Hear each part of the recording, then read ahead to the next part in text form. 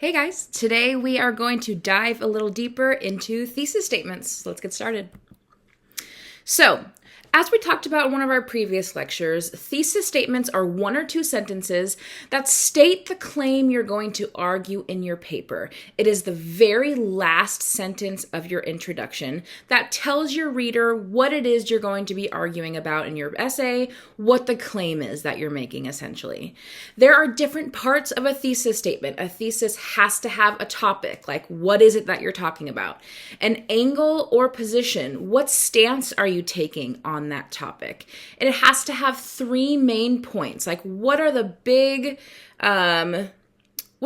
pieces of evidence that you're going to be using to support this stance that you're taking on the topic? And lastly, a thesis statement has to be an arguable opinion, okay?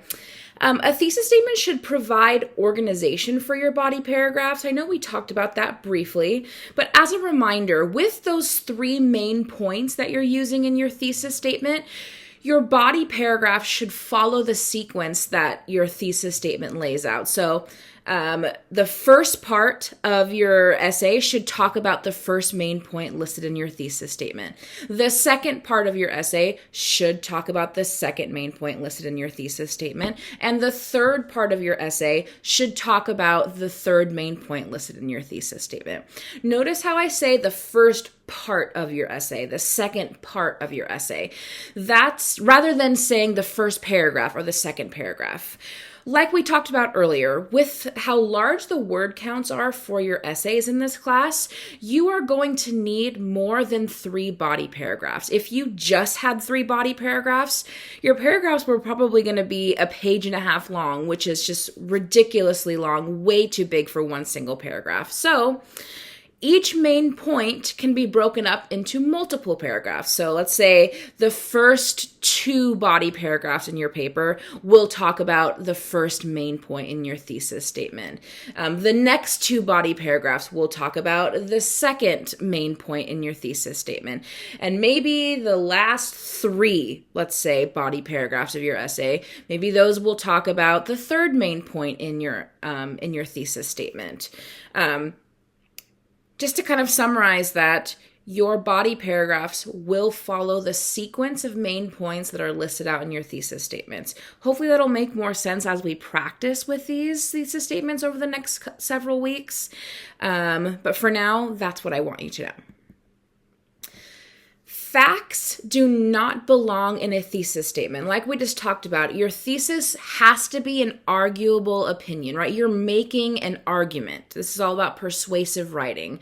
And you cannot argue facts. I know a lot of people these days think that you can argue facts, but in this class, in academics, you cannot argue facts. So your thesis statement needs to be an arguable opinion. So going back to those 3 main points, when we give those main points in our thesis statement, it provides your reader clarity, right? Again, your thesis statement should be specific enough that your reader knows exactly what it is they're getting into, what the main chunk of your essay is going to talk about. At the end of the semester, you are going to be assigned a research paper. As the name of that assignment entails or suggests, you are going to have to do research to support whatever it is you're talking about. When you're doing research, you don't want your time wasted, right? You want to use your time wisely. You want to keep this same concept in mind when you are writing your own essays. Let's say I'm doing research on a paper and I pick up whatever essay it is you wrote. I read your introduction and it's one of these examples. Your thesis statement is one of these examples. Let's look at the first one. Taylor Swift is the most influential artist of the 21st century. Okay, so I know the topic and I know what the stance or the angle or position is that you're taking on this on the topic, but it's still very vague. Like I have no idea what it is that you're actually going to be talking about. Let's look at the next example. Taylor Swift is the most influential artist of the 21st century because she empowers women. Okay, that's definitely more specific, but it's still missing information. It still needs 2 additional main points. Look at the last one. Taylor Swift is the most influential artist of the 21st century because she empowers women, is generous to her crew, and supports the LGBTQ plus community. I, as a reader, just by reading that thesis statement, I know exactly what I'm getting into. And let's say the paper that I'm writing has nothing to do with any of those three main points. I can say, okay, I don't think this paper is going to help me in my research, and skip to the next one. That is the point of including your three main points. It's to provide your reader clarity and indicate to them whether or not they're going to actually be interested in what you have to say, or whether or not what you're talking about in your paper is useful to them. So please don't forget those three main points. Students tend to kind of disregard that or forget that that's something they need to include. Please don't forget that. That's something I'm going to be looking for when grading your assignments. So again, a thesis statement needs a topic. It needs an angle or a position. It has to include three main points, and it should also be an arguable opinion. There are two different types of thesis statements. We have an explicit thesis statement and an implicit thesis statement. For this class, we're really going to only be using explicit thesis statements in our writing, but in some of our readings, we're going to have to look out for implicit thesis statements. So while you're only going to be writing explicit statements, I still want you to know what an implicit statement is. So an explicit thesis statement is a direct statement. It tells your reader exactly what your essay is going to talk about.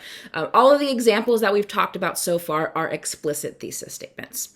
An implicit thesis statement is kind of the opposite. It's the writer showing the reader what they're arguing without directly telling them. It's more of like a storytelling format, similar to a theme. Like, what is this text trying to tell you? In our writing, we don't want our reader to be confused. We don't want our readers to be thinking, what is this person trying to tell me? You want your reader, at the very end of your introduction, once they read your thesis statement, you want your reader to know exactly what it is you're going to be arguing. An implicit thesis statement doesn't do that. One is not necessarily better than another. You just use them in different settings. In this class, we're using explicit thesis statements in our writing, and then we'll look for more implicit thesis statements in the readings we do. Mostly the narrative essays and articles that we read. Outside of that, not so much. But it's important for you to know both of these. Explicit thesis statements is a direct statement, tells your reader exactly what it is your essay is going to be about. Implicit thesis statement is more of a show rather than tell concept.